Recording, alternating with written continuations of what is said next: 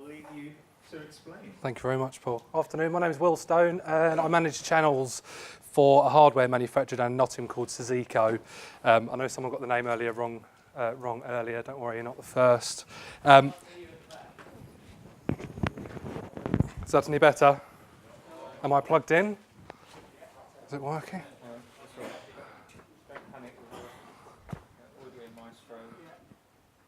We on? We good? Can you hear me now? Great, good stuff. Sorry, I'll start again. My name's Will Stone. I work down in Nottingham for a hardware manufacturer called Ciseco and I manage our channels. So I am, right, to put it in context, I'm about as new to the open source community as a lot of you guys will be to the idea of selling a product that you've made on your workbench. So I was hoping today to share, I guess, share a few of my experiences from a commercial viewpoint that maybe you guys can take away and use when you have a product or a project that you wish to make some money from. So just quick show of hands if I can have. How many of you guys and girls, have developed a product and had in the back of your mind the desire to turn that hobby into a career? Okay. And if not a career, how about sustainable living that allows you to keep on inventing? Yeah, put your hands up. Yeah. We all have day jobs for a reason, and we're discussing this over lunch. It's to drive the machine. However, success is defined in so many different ways. I mean, how can I put it? Some people see financial freedom as success. For me, it's recognition of a job well done. But whichever way you look at it, there are some key rules that are passed down that help you achieve it. So starting with, I guess, the challenges ahead. So many of you will be in different stages of the story that I'm going to tell at this moment in time. You may well have a pile of wires on a workbench somewhere. You may well have something shiny that you're looking to find a decent marketing company to get out in front of lots of people. Whichever stage you're at, the challenges you are either facing now or will do very shortly are as follows. Having a support structure in place, I can't emphasise how important it is. For me personally, I mean, I've come from a sales background. That's what I've done my entire life. Technology is something that personally it really interests me, and the whole ethos and ideas behind an open source community drives very well with my personal beliefs of sharing absolutely everything. And having a support structure in place is, without a shadow of doubt, one of the most important things that I could urge all of you to do. And when I say support structure, there's a few different aspects to it. Family, if people around you are buying into what you're doing, you're much more likely to not be getting a hard time from the missus when you're locking yourself away in a room until whatever hours at night. And also when it comes to finding other like-minded people like we are at networking events like this, it's actually making the most out of these introductions, because the one thing that I'm disappointed I've not managed to do so far is actually get around to meet enough of you yet. I hope to do so afterwards. But it's what you do with those introductions afterwards that ultimately defines how much use it was meeting those people, the amount of business cards that get left on my desk with 1-2 emails sent and never to be heard of again. And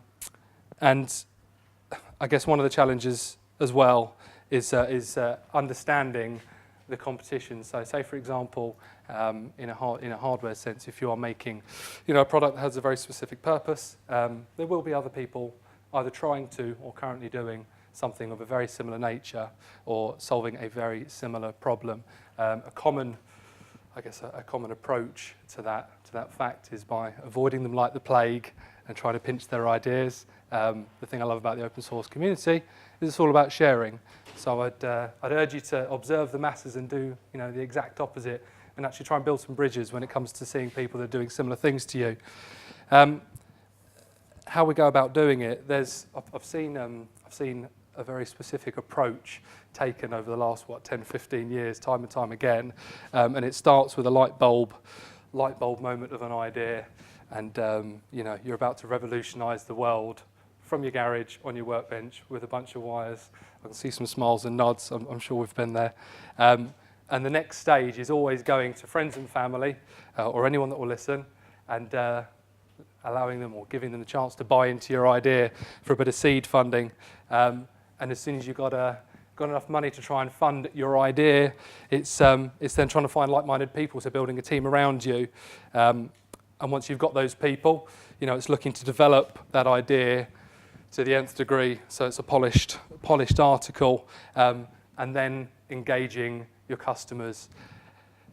It's a way that I've seen over the last 15 years, like I say. I personally believe it's a strong part of the reason why a lot of small businesses and small enterprises fail in their first year. Another approach that was I guess taught to me at quite a young age by someone much wiser than me, that was very successful in business. And if any of you guys and girls have any aspirations of making a living out of something that you enjoy doing, you may well benefit from some of these. So it still starts with the idea. It's where everything spawned from. And whatever your idea is, I think the first step is challenging yourself. And what I mean is it's asking yourself a series of questions. And they're not going to be the easiest of questions. There's going to be some moments stood in a mirror asking yourself some questions that you really probably don't want the answer to. But the questions start with, what problem am I solving? So identify the problem. Is the problem that I'm solving a commercial problem? Is it a problem to save the world? Am I looking to try, capitalise on ecology? Or am I purely just trying to make life better for people or easier? Is it a problem of convenience? After you've established what the problem is, it's identifying who would want the solution. So if there are a lot of people with similar problems, you can bet two things. First, that someone would have tried it before. And if they haven't tried it before, someone's trying it at the moment. Once you've identified perhaps who wants a solution, it's also looking at who doesn't want a solution. Someone I know very well that when after the .NET, after the internet became reality, Wi-Fi was the next phase, if you like, and when all Wi-Fi was being charged for, someone was looking at trying to find a way to put free Wi-Fi into as many public places as humanly possible. That included airports and train stations. Unfortunately, it wasn't successful because a large part of the reason it wasn't successful in that venture was because there were some very powerful entities that did not want to see Wi-Fi free at that stage. It didn't make sense to them. Once you've established who it is that doesn't want to, have your solution on the market, you can figure out whether or not you would pay to solve this problem. And if you would, it's finding other people that would. So as soon as you've got the idea, it's bringing these questions to other people. So as soon as you've identified who it is that would potentially benefit from your solution, it's finding out these other people that would too. Because let's remember, without them, whether or not you perceive success as financial freedom, recognition, even having a job well done, if you're solving your own problem, you won't get that unless there are other people that have the same viewpoints on whether or not that solution should exist. So engaging the market, it's a very commercial term. What I mean is speaking to people. It's identifying who it is that you need to speak to. The questions that you've asked of yourself, it's purely a process of just repeating that. It's asking people, so asking people the questions that you perhaps don't want answered. So if you're inventing a product, you've had a great idea, you believe in it strongly, as we all do in ideas that we bring up ourselves. The last thing in the world any of us is going to want is to have our baby crushed, because we have an idea, we believe in it strongly, and someone turns around to us and says, well, do you know what, that won't work because X, Y, and Z. They're the things you need to learn. They're the things you need to hear at a very, very early stage in the process. Not everything works. And I don't know about you guys, but if I was going to plough my time and energy and effort into something, I'd much rather establish that it didn't work quick and fail fast, rather than dragging out an inevitable process of figuring out that something doesn't work at a much later stage. Preparing for those hard truths is probably the hardest part. It's the hardest part, but it's the part that gets avoided most frequently. Don't stop asking those questions of other people that you would consider to be your customers until you run out of questions. And then the one question that I would I would urge people to ask, once you do feel you run out of questions to ask your potential customers, it would be to ask them what they would ask themselves if they were you. Because believe it or not, insight comes from some really strange places often. And what I've found as being a very new member to this open source community is that when Miles and I are sitting down discussing perhaps direction the company can take, new products, what we're going to do, who we're going to be able to help the best, it's very rarely a technical opinion or a non-technical opinion being from me that is the answer. It's almost always an amalgamation of the two. So getting that insight from people that maybe don't have the same point of view or experience or background as yourself, very, very important.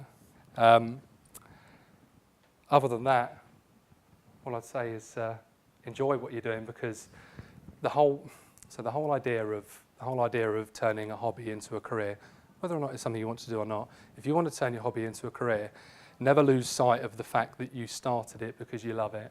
And if you find yourself not loving it, it's because you're not doing it right. And swallowing that pride and hitting the reset button and taking yourself back to a point where you do enjoy doing it again, that's often the hardest thing. I hope some of what I've said can be of some use to you guys in the future. And look forward to catching up with you all later on. Welcome any questions.